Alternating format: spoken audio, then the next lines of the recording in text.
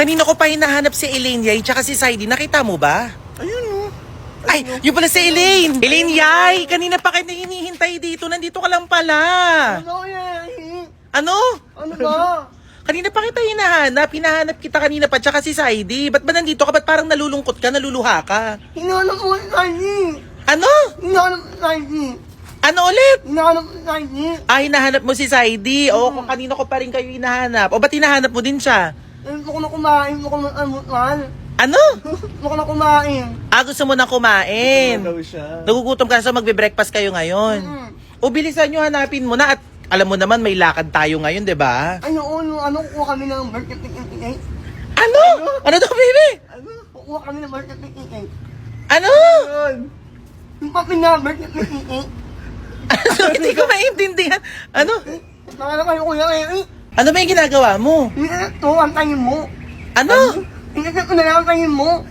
I-chat mo na lang, antayin ko. O, sige. Ayan, inikat na ako kayo. Nag-chat ka na sa akin. Ay, yung cellphone ko. Tingin ako. Kukuha ngayon kami ng birth certificate. Oo! Kukuha kayo ngayon ng birth Kanina ko certificate. inaantay yun eh. Ano? Kanina ko inaantay yun. Anong 1,000,000? Yung birth certificate? Akit na nga lang tayo. I-chat mo ulit sa akin, bilis. Ayan. Kanina mo pa sinasabi yon. O sige, bilisan nyo at aalis tayo ngayon, ha? Oo. Okay, o sige na, maligo ka na, hanapin mo si Saidi. Tara na. Natikman ko na to ng ilang beses pero hindi pa rin ako nagsasawang tikman to. Alam niyo mga kapatid, ito po yung mixed fudge na nabili ko dito sa TikTok kasi nagte-trending siya. Totoo yung sinasabi nila, actually mga kapatid, masarap talaga siya. So ayan mga kapatid, titikman ulit natin yung isang ganito. Pero hindi ko naman siya uubusin. Ipapaubos ko sa iba kasi ang dami nag-aabang dito sa paligid. So ayan mga kapatid, ang favorite ko dito, itong mango. Gustong gusto ko siya kasi meron siyang tamis na meron din siyang asim. So manggang-mangga din siya. Gusto mo ikaw tumikim? Yes! Ibang flavor pala yan. Kanina pa siya nakaabang. Sarap! Eh wala natikman yan, no? Ngayon lang. Ang Ito sarap, to, parang oh. mangga. Oo nga, totoo nga. Baka ini-eme mo lang sila. Hindi ko kayo ini-eme pa totoong Natikman mo na to, ikaw? mangga. May mangga? Pero titikman ko ulit. Oo, natikman mo na pero titikman niya. Ito, masarap ng mangga.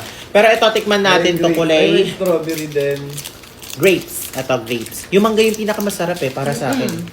Kasi may pagkamaasim siya na tamis. Ito naman. Ito yung dry. Parang totoong manggang hinog. Ito Sarap. Green grapes. Lasa. Lasang green grapes. Strawberry. Strawberry. Sarap yung maki-maki mo. Hindi pa.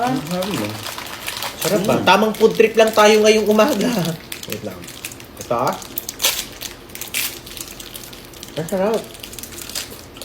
Sarap. Sarap. Orange. Orange. Ang laki niya, ha? Ayan. Ang lambot. Sarap yung texture niya.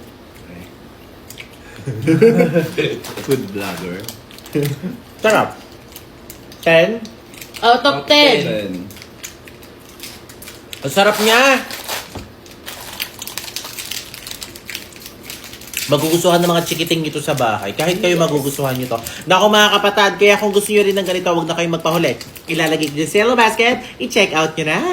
Hindi nakapasok si Elaine Yay or yung kapatid ko sa top 6 ng Mr. and Miss Manix 2026 Summer Edition Runway. Kung mapapansin nyo mga kapatid, naka-upload na po siya sa YouTube ni Sir Manix ng Manix Boys na lumabas na yung mga nag-Victoria's Secret Angel. Ibig sabihin po nun mga kapatid, yung top 6 na yon sila lang po yung nakaabot sa finals. At yung kapatid ko mga kapatid, totoo po, hindi po talaga siya nakapasok sa top 6. Nakalungkot mga kapatid, pero syempre, hindi sa lahat ng pagkakataon kailangan is manalo siya. Hindi sa lahat ng pagkakataon kailangan pasok siya, 'di ba? So, hindi rin kasi magandang nangyari mga kapatid kagaya niya napilay sa Elaine. Kung mapapansin niyo mga kapatid, si Elaine po is nadapa sa stage hindi dahil syunga-syunga siya, kung hindi po dahil nagkaroon po kasi siya ng injured sa kanyang tuhod. Sinong nakapanood noon na sa Elaine po is nadapa or nadulas sa stage mga kapatid dahil hindi niya po kinaya yung pain sa kanyang tuhod. Pero at the end of the day, lumaban pa rin po siya. Mga kapatid, abangan niyo kung sino yung mananalo or kung sino yung magwawagi talaga mga kapatid sa Mr. and Miss Manix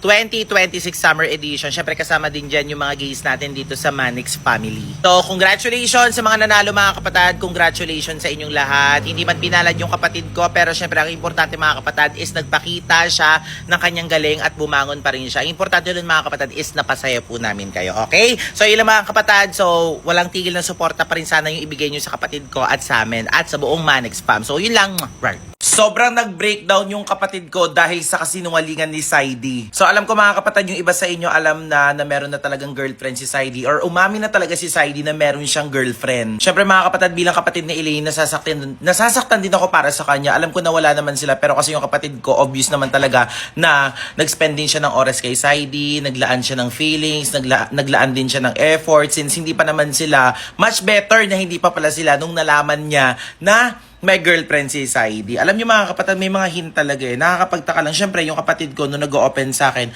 alam niyo yung mga bagay na naaalala niya, like na nag-propose si Saidi na gusto na kita maging ligawan ulit. Minsan, may mga off-cam na sinasabi niya na gusto na kita maging girlfriend. Siguro kaya yung kapatid ko, hindi niya pa maibigay yung matamis niyang oo kasi meron pala talagang ganitong eksena. Nakakalungkot lang din kasi mga kapatid, si Saidi naman kasi mabait naman sa amin eh. Pero syempre, may mga bagay talaga na hindi inaasahan. At the same time, si Ella Dax po mga kapatid, wala naman talaga siyang wala naman talaga siyang inahas. Kasi first and foremost, si Ella po kasi is tunay na jowa. Siya po talaga yung girlfriend po ni Saidi. Siyempre si Elaine, very emotional, hindi niya napigilan, na-broadcast niya yung emosyon niya. Ayan, nakita yung mga kapatid, grabe yung iyak niya, grabe yung luha na ibinigay niya. Sa mga nagsasabi po na scripted, alam niyo mga kapatid, siyempre may mga vlog po kasi iba dito na kailangan po talaga is magkasama po talaga sila. Minsan mga nagpapa-shoutout, tapos may mga games kami na kailangan magkasama sila. Siyempre, kumbaga,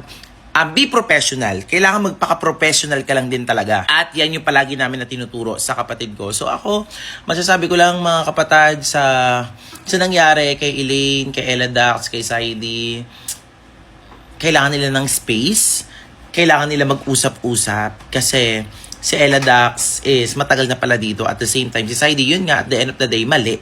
Kasinungalingan pa rin yung ginawa niya. Pero wala namang hindi nadadaan sa magandang usapan. So sana maging maayos pa din lahat. Everything will be all right soon. So love lang mga kapatid ha. Sana supportahan nyo pa rin yung kapatid ko even na nagkakagulo sila ng ganyan. Even Saidi, supportahan nyo din siya. At saka si Ella Dax, huwag nyo siyang i-bash kasi biktima lang din siya. So yun na mga kapatid. Ang dami nagtatanong sa akin, ano daw bang ugali ni Nika Navarro sa loob ng Manix house? Eto mga kapatid, usapang ugali tayo at usapang ano sila pag nasa loob ng Manix house or ano sila pagka wala ng camera. Ito mga kapatid ha. Ito, sa loob ng ilang buwan na nakasama ko kasi si Nika, sa loob ng isang bahay, iisa lang yung kinakain namin, iisa lang yung mga tinutulugan namin, or sa madaling salita, isang bubong lang kami dahil nakatira kami sa Manix house. Hindi na ako magpatumpik pa.